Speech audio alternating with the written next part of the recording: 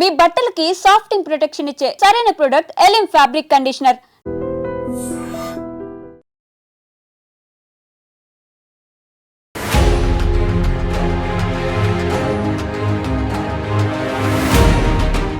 మితిమీరిన అభిమానం అపకీర్తి పాలైంది. అభిమానుల అత్యుత్సాహం దుర్ఘటనకు దారితీసింది.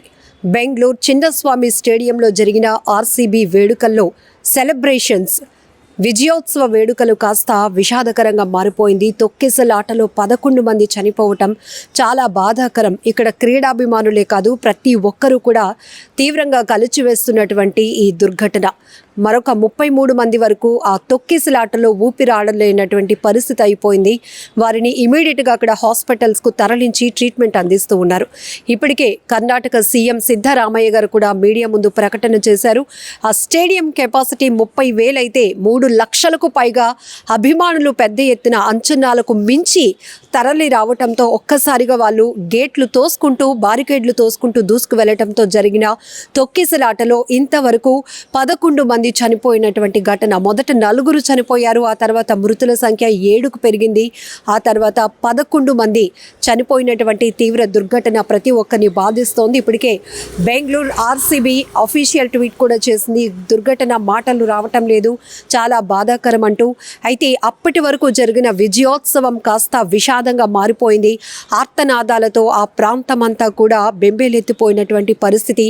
మిగతా వాళ్ళు ఇక్కడ ఒక్కరికొకరు ఊపిరాడక చనిపోయినటువంటి పరిస్థితి. ఆ తొక్కిసలాట వల్ల ఫ్యాన్స్ అందరూ కూడా చెల్లా చెదిరైపోయినటువంటి పరిస్థితి.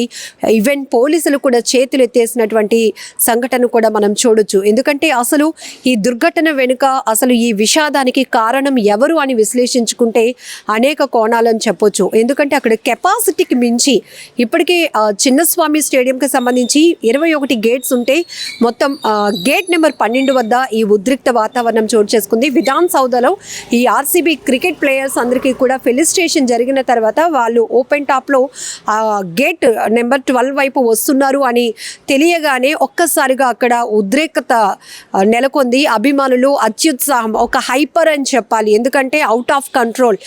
మా అభిమానుల అభిమాన క్రీడాకారులు చూడాలి, ఈ సెలబ్రేషన్స్ మోడ్లో మేము కూడా పార్టిసిపేట్ చేయాలి అనేది ఆలోచన మంచిదే. కానీ అక్కడున్న పరిస్థితులు కూడా అంచనా వేయకుండా ఊహకందనటువంటి పరిస్థితులు అక్కడ నెలకొన్నటువంటి సిచ్యువేషన్ ఉంది. దీనివల్లే దుర్ఘటన జరిగి 11 మంది అక్కడ ప్రాణాలు కోల్పోయారు.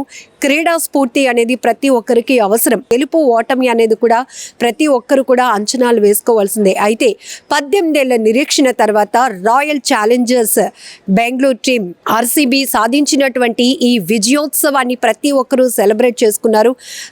కప్పు గెలిచిన తర్వాత నుంచి కూడా వివిధ స్థాయిలో వాళ్ళ స్థాయిలో కావచ్చు, వాళ్ళ ఆలోచనలో కావచ్చు, క్రియేటివిటీలో ఎవరి సెలబ్రేషన్స్ వాళ్ళు చేసుకున్నారు. బాణాసంచా కాల్చారు, కొంతమంది హారన్స్ కొడుతూ బైక్ రేస్ చేస్తూ, కొంతమంది ఇట్లా మనం చాలానే చూసాం. అర్ధరాత్రి దాటినాక కూడా రోడ్ల పైన కేక్ కట్ చేసి సెలబ్రేషన్ చేసుకున్న వాళ్ళు, కొంతమంది అయితే బట్టలు విప్పి బట్టలు ఎగరేస్తూ రంగులు పూసుకుంటూ, ఇలా ఇంకా అభిమానం వీడితనం అయ్యింది అని చెప్పుకోవచ్చు. హద్దులు దాటితే అది వికృత చేష్టలకు కూడా కొన్ని సందర్భాల్లో దారి తీస్తుంది. ఆ స్థాయిలో కూడా కొన్ని చోట్ల మనం సెలబ్రేషన్స్ చూసాం. కొంతమంది అయితే ఆ విజయానికి సంబంధించిన ఆ ఉద్రేకాన్ని కంట్రోల్ చేసుకోలేక కొన్ని వీడియోలు కూడా సోషల్ మీడియాలో చూసాం. అయితే అప్పటి వరకు అది ఒక celebration. RCB royal Challengers Bengaluru team సాధించినటువంటి ఒక సెలబ్రేషన్. క్రీడాభిమానులంతా కూడా దాన్ని సెలబ్రేట్ చేసుకున్నటువంటి సిచ్యువేషన్. కానీ ఆ నెక్స్ట్ డే ఏదైతే Karnataka cricket association Bengaluru RCB నిర్వహించినటువంటి ఈ విజయోత్సవ సంబరాలు కాస్త అక్కడ కంట్రోల్ తప్పాయి అని చెప్పొచ్చు. అభిమానులు కూడా చాలా కంట్రోల్ తప్పిన సందర్భం వల్లే ఇది జరిగింది. ఎందుకంటే పోలీసులు కూడా అప్పటికి అంచనా వేసినప్పటికీ బందోబస్తు భద్రతకు సంబంధించి కూడా అక్కడ ఎలాంటి సెక్యూరిటీ ఉంది, ఇక్కడ మనం ఇంత ఉద్రేకంగా ప్రవర్తిస్తే అక్కడ ఏదైనా ప్రమాదం జరిగితే మన ప్రాణాల మీదకి వస్తే పరిస్థితి ఏంటి అని అంచనాలు కూడా వేయకుండా అభిమానులు తమ విపరీతమైన అభిమానాన్ని ప్రదర్శించడం వల్ల కూడా ఆ దుర్ఘటనకు దారి తీసిందని చెప్పడంలో ఎలాంటి డౌట్ కూడా లేదు. అయితే పెద్ద ఎత్తున దీనిపై అనేక విమర్శలు కూడా వస్తున్నాయి. ఇప్పటికే నిర్వాహకుల వైఫల్యమే ప్రమాదానికి ప్రధాన కారణం అనేది కూడా మనం చెప్పుకోవచ్చు. ఎందుకంటే ఇప్పుడు ఉన్నటువంటి సిచ్యువేషన్లో నార్మల్గానే ఆ రోజు పంజాబ్ కింగ్స్ కావచ్చు, ఆర్సీబీకి కావచ్చు, ఇద్దరి మధ్య పోటాపోటీగా హోరాహోరీగా జరిగినటువంటి మ్యాచ్ ఏదైతే ఉందో ప్రతి ఒక్కరూ నరాలు తెగే ఉత్కంఠతో ఎదురు చూశారు. ఎందుకంటే ఇక్కడ 2 టీమ్స్కి కూడా 18 years తర్వాత eagerly waiting, they are waiting.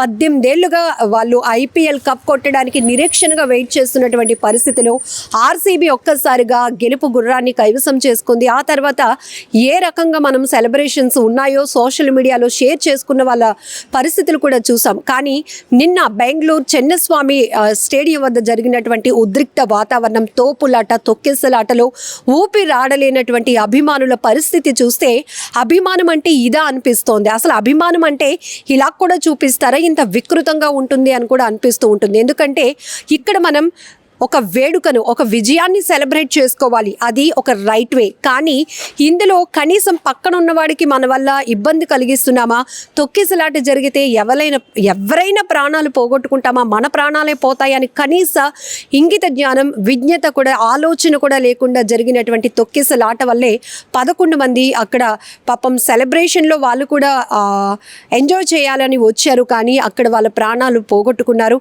ఆ కుటుంబాలు తీవ్ర విషాదంగా మారాయి. ఎందుకంటే ఎంత చెప్పినా క్రికెట్ అనేటప్పటికీ ఒక ఎమోషన్.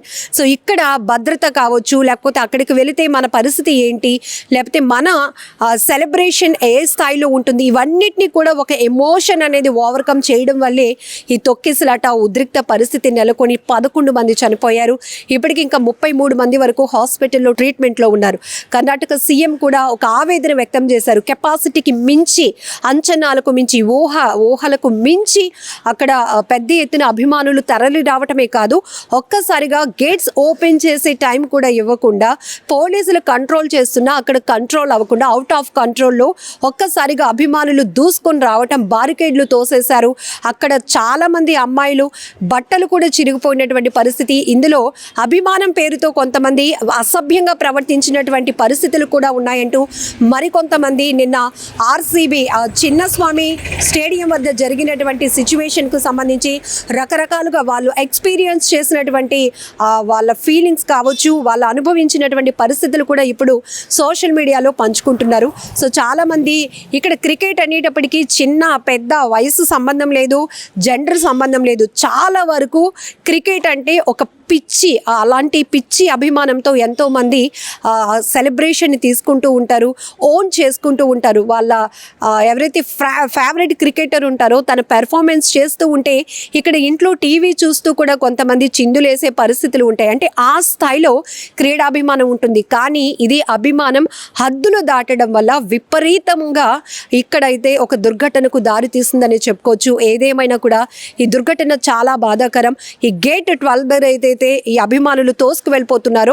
సో ఈ ఫ్యాన్స్ ని చూడడానికి వీళ్ళు వెళ్తున్నారు, మేమెందుకు వెళ్ళకూడదని గేట్ 2, 3, 4 దగ్గర ఉన్నటువంటి వాళ్ళు కూడా వీళ్ళని చూసి వాళ్ళు ప్రేరేపితమయ్యారు. కానీ అక్కడ ఉన్నటువంటి పోలీసు సెక్యూరిటీ ఫోర్స్కి సంబంధించి వాళ్ళ గైడ్ లైన్స్ తీసుకుంటే కనుక ఈ తోపులాట, తొక్కిసలాట జరిగి ఉండేది కాదు. ఒకరిని చూసి ఒకరు హైపర్ అయిపోయారు. అలాంటి పరిస్థితిలో జరిగినటువంటి ఈ దుర్ఘటన. మరొక వైపు ఆర్సీబీ మేనేజ్మెంట్, నిర్వాహకులు ఎవరైతే ఉన్నారో ఖచ్చితంగా వాళ్ళ నిర్లక్ష్యం 100% ఉంది. దానివల్లే ఈ దుర్ఘటన జరిగింది. ఎందుకంటే ఇప్పుడు ఇక్కడ జరుగుతున్న దానికి ఎంతమంది అభిమానులు వస్తారు, ఏ స్థాయి కెపాసిటీ ఇక్కడ ఉంది, ఏ స్థాయిలో మనం పోలీసు వాళ్ళతో కంట్రోల్ చేయగలుగుతాము, ప్రైవేట్ సెక్యూరిటీతో కంట్రోల్ చేయగలుగుతామనే అంచనాలు ఏవీ లేకుండా మితిమీరిన అభిమానులు తరలి రావటంతో, దూసుకురావటంతో ఒక్కసారిగా జరిగినటువంటి ఈ దుర్ఘటనలో 11 మంది అయితే ప్రాణాలు కోల్పోయారు. ప్రజెంట్ హాస్పిటల్లో ట్రీట్మెంట్ తీసుకున్న వాళ్ళు త్వరగా కోలుకోవాలని మనస్ఫూర్తిగా కోరుకుందాం. ఇప్పటికే ఈ తొక్కిసలాటలో మృతి చెందినటువంటి కుటుంబాలకు ఒక్కొక్క కుటుంబానికి 10 లక్షల రూపాయలు ఎక్స్ గ్రేషియా కూడా ప్రకటించారు కర్ణాటక సీఎం సిద్ధరామయ్య. మరోవైపు ప్రధాని మోదీ కూడా ఈ ఘటనకు సంబంధించి ఆరా తీశారు. ఏం జరిగిందో అడిగి తెలుసుకుని తన తీవ్ర దిగ్భ్రాంతి వ్యక్తం చేశారు. మరొక వైపు విరాట్ కోహ్లీ కూడా ఈ ఘటన ఊహించలేను, తట్టుకోలేకపోతున్నాను, మాటలు రావటం లేదంటూ ట్వీట్ చేసినటువంటి పరిస్థితి. మరొక వైపు సోషల్ మీడియాలో కూడా తీవ్ర విమర్శలు కూడా వ్యక్తమవుతున్నాయి. ఎందుకంటే అభిమానుల అత్యుత్సాహం కొంతమంది ప్రాణాలు బలి తీసుకుంటుంది అని చెప్పడంలో ఎలాంటి డౌట్ లేదు. అది సినిమా ఈవెంట్సా, క్రికెట్ ఈవెంట్స్ అని కాదు. ఎందుకు అభిమానం ఉండొచ్చు, ఖచ్చితంగా మీకు ఇష్టమైన వ్యక్తిపై వాళ్ళ పెర్ఫార్మెన్స్ పై ఒక అభిమానం ఉండొచ్చు. సెలబ్రేషన్స్ అనేవి, ఒక విజయోత్సవ వేడుకలు అనేవి ఆహ్లాదకర వాతావరణంలోనే ఉండాలి తప్ప ఇలా హద్దులు దాటి మితిమీరినటువంటి అభిమానం వల్ల విషాదకరంగా మారకూడదు అనేటటువంటి అభిప్రాయాలు కూడా వ్యక్తమవుతున్నాయి. ఈ దుర్ఘటనపై మరి మీరేమంటారో కామెంట్లో తెలపండి. నిజంగా ప్రస్తుతం ఉన్నటువంటి సమాజం దేనికి ప్రయారిటీ ఇస్తుంది? ఆర్థిక సంబంధాల చుట్టూ మాత్రమే తిరుగుతోంది. మళ్ళీ ఎన్నికలంగానే చాలా విరక్తి కలుగుతున్నాం. మంచి అనిపిస్తుంది కదా, లేడీస్ కూడా ఛాలెంజింగ్ జాబ్స్ చేసినప్పుడు చాలా బాగుంటది. ట్రాఫిక్ అసిస్టెంట్స్ గా నియమించిన ట్రాన్స్జెండర్స్ అందరితో సాల్యూట్ చేయించుకుంటున్నారు. ఫుడ్ డెలివరీ ఇవ్వటానికి వెళ్ళినటువంటి డెలివరీ బాయ్ అనిల్ పై కళ్ళ ముందు